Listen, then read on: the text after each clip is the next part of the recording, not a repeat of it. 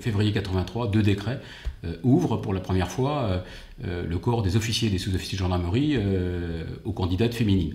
Voilà, on avait déjà des femmes en gendarmerie depuis 45, depuis 72, mais dans des fonctions de soutien. Pour la première fois, sur les corps opérationnels, les femmes sont autorisées à concourir en 83. Deuxième grande étape, c'est 98. Où on a la fin de la conscription. Et donc nous avons cherché nos gendarmes auxiliaires, non plus parmi la ressource du service national, mais davantage parmi les volontaires. Ils sont donc des gendarmes adjoints volontaires, et parmi ceux-ci, nous avons 31% de jeunes femmes dans nos rangs, c'est-à-dire un peu plus de 4000 par rapport à la situation ante 98. Et puis il y a la création des corps des octas, du corps de soutien, sous-officiers, officiers, là aussi assez largement féminisé, environ 50%, qui fait croître le chiffre de nos jeunes femmes en gendarmerie.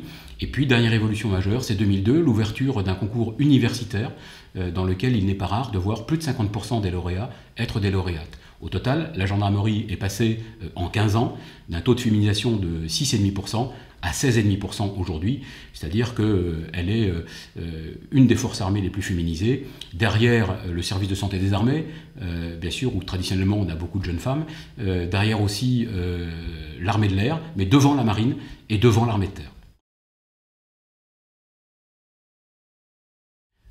Il y a des difficultés au même titre que pour les hommes. C'est d'ailleurs pour ça qu'on ne fait pas de différence et que nous avons ouvert, depuis cette année, l'ensemble des postes opérationnels aux jeunes femmes, y compris en gendarmerie mobile. C'est-à-dire que nous n'appréhendons pas du tout que nos femmes servent dans toutes les unités opérationnelles de l'institution, GIGN compris, mobile compris, unité motocycliste, brigade de recherche, unité montagne, spéléo. Évidemment, gendarmerie départementale, ça ne nous pose pas de difficultés. Les difficultés sont celles du métier, elles ne sont pas liées au genre de l'individu. Je vous l'ai dit, 83, ouverture du corps des officiers aux jeunes femmes, avec des quotas jusqu'en 98. Nous avions à ce moment-là des jeunes femmes issues de Saint-Cyr, des grandes écoles militaires qui nous rejoignaient, en nombre très faible. C'était une nouveauté, les jeunes femmes ont hésité à y venir. Et puis la véritable accélération, c'est 2002, c'est l'ouverture du concours universitaire, où là, vraiment, nous avons, sur 600 candidats, nous avons plus de 300 femmes qui sont candidates. Et au total, elles y réussissent très largement, et donc notre corps se féminise petit à petit, mais d'une manière maintenant accélérée. Voilà, alors nous avons une difficulté, c'est que nous sommes dans un corps militaire qui comporte 8 grades. Et évidemment, pour arriver au sommet du dernier grade, ça prend davantage de temps que dans un corps civil qui est à 2 grades. Prenons le corps des commissaires de police, vous avez le corps de commissaire, puis le corps de commissaire divisionnaire, et vous êtes en haut de la pyramide. On ne connaît pas de général qui n'ait débuté sous lieutenant, et nous n'avons pas de recrutement autour extérieur de colonels ou de généraux dans les armées. Ce qui veut dire que arriver en haut et en responsabilité, ça prend entre 25 et 30 ans. On a rappelé la date, nous sommes exactement dans ce timing-là. Pour autant, on observe quand même que nos femmes officiers cumulent leurs responsabilités professionnelles, et elles sont importantes, avec leurs responsabilités de femmes, de mères de famille, d'épouses, et ça fait beaucoup de métiers en un seul. Donc certaines hésitent à s'engager au surplus dans des concours compliqués qui nécessitent une grande préparation, ce qui peut les inciter à renoncer parce que c'est exactement le temps de la maternité pour elles, physiologiquement.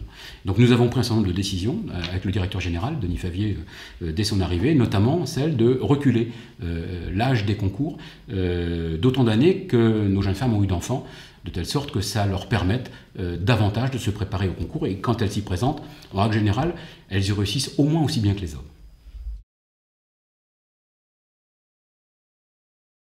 Je crois que la gendarmerie soit féminisée à 15%, 16%, 18% ne présente que peu d'intérêt désormais.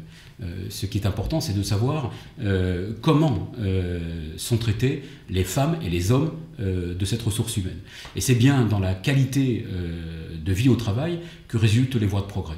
C'est à cela que nous travaillons, pour un bien-être au travail, pour une acceptation des différences, pour que chacun y trouve sa place, et ça passe par des mesures parfois simples d'organisation du travail, dans lesquels nous devons prendre en compte le fait que nos jeunes femmes ont des responsabilités et doivent pouvoir concilier ces responsabilités avec leur vie privée. C'est très probablement là le véritable chemin de progrès qui reste encore à parcourir.